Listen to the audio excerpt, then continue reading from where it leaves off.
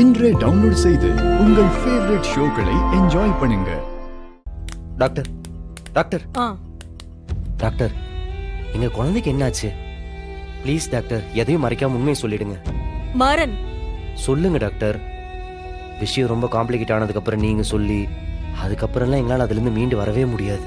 மாறன், அவ மூளையில இருக்க நரம்புல சின்னதா ஒரு அடைப்பு இருந்துச்சு. அதுக்குதான் இவ்வளவு நாள் மருந்து மாத்திரை கொடுத்தோம். ஆனா இப்ப அந்த அடைப்பு இன்னும் பெருசா இருக்கு.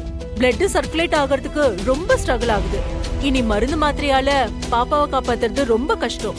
என்ன சொல்றீங்க டாக்டர்? ஆமா, அதிகபட்சம் இன்னும் 1 மாசம் தான். அதுக்குள்ள சர்ஜரி பண்ணி ஆகணும். அத பண்ணலனா கனியோட உயிருக்கே ஆபத்து. மாறன், என்ன இது?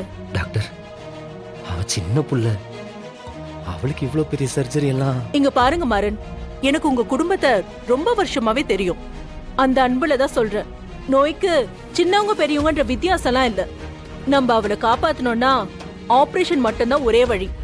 அதுக்கு நம்ம அவ பாடிய ப்ரிப்பேர் பண்ணணும். அதுக்கு நீங்க டெய்லி ஒரு இன்ஜெக்ஷன் போடணும். கொடுக்கிற டேப்லெட்ஸ், மருந்து எல்லாத்தையும் ஒரு நாள் கூட மிஸ் ஆகாம கொடுக்கணும். 30 நாள் இந்த இன்ஜெக்ஷனை போட்டு முடிச்சு அதுக்கப்புறம் தான் இந்த ஆபரேஷனே பண்ண முடியும். முக்கியமான விஷயம், ஒரு நாள் கூட டோஸ் மிஸ் ஆகவே கூடாது. புரிஞ்சுக்கோங்க.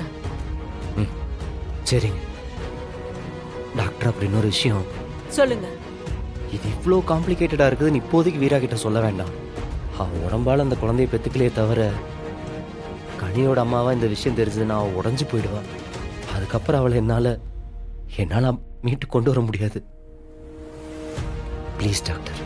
ஆனா சர்ஜரி பண்ண போறோமே மாறன், அப்படி இருக்கும்போது சொல்லலாமே. அதுக்குள்ள நானே கொஞ்சம் கொஞ்சமா பக்குவமா சொல்லி புரிய வச்சிடறேன் டாக்டர்.